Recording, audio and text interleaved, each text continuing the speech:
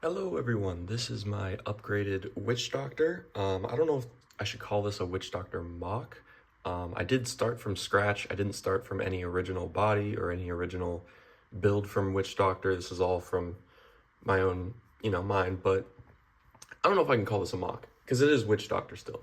Uses his face and everything. Because I'm a structure guy, I'll show you a little bit of how he works and the skeleton in the back here.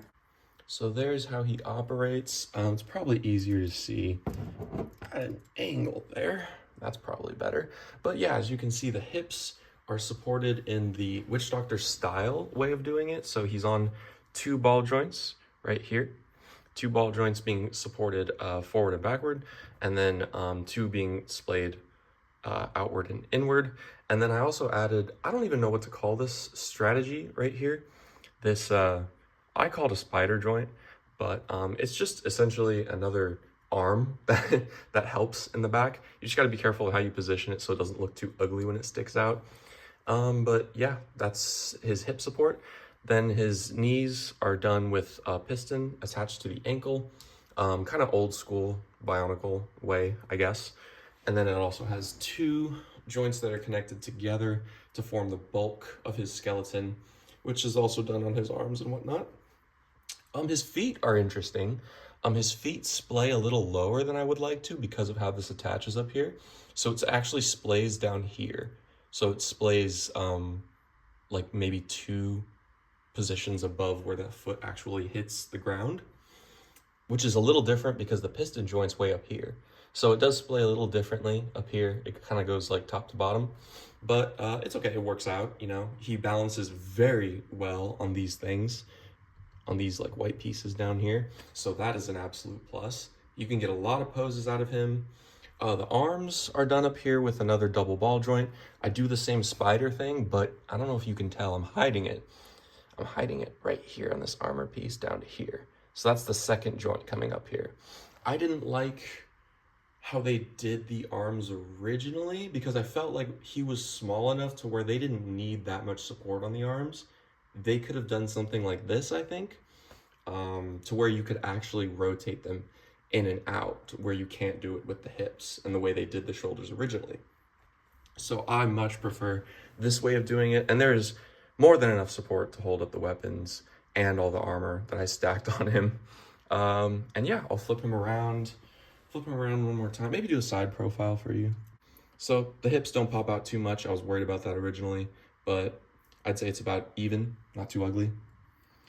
And there's a couple of my favorite points, building points on this, is I love how I did this right here. Don't mean to, talk myself up, but how these just kind of lay up and move with the hips. I'm very happy with how these went together. The connection is very solid too, doesn't come off. And down here is another thing. So with these bits, Witch Doctor comes with a lot of them, and I have a lot from my other Hero Factory sets, I think. So this part right here, so there's a red bushing right there, and that little axle, once you bend it into place, will just snap very well. And it's a legal build. It's a legal build for sure.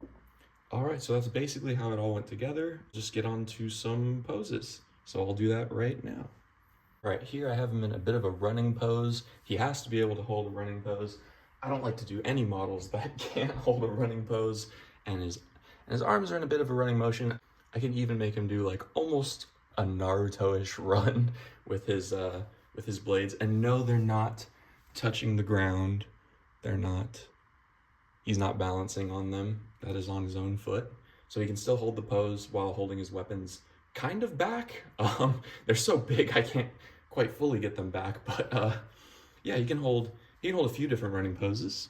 Here's him kind of waving his weapon up, and this is where I kind of showcase the rotation in his arms, and that's kind of what I meant when I said that Witch Doctor can't really do this because he can't go in and out. Like, he can't have internal and external rotation of his shoulders like he can, but with the hips you can't do that. But with the shoulders, I felt there's not enough weight on them, so we could get that done. Here's him in a bit of a kneeling pose here. It's kind of hard to see the knee, but let me move this out of the way if I can. He can remain balanced. There we go. Yeah, there we go. Here's him taking kind of a knee. It's a little awkward. He has to shoot forward too far with his left foot, but he can take a knee, so that's cool.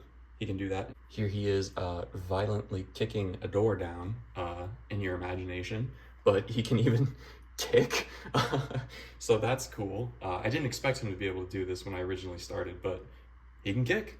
He can do that. Here's just, you know, something else he can do. I'll do a few more. Yeah. Here's another thing he can do.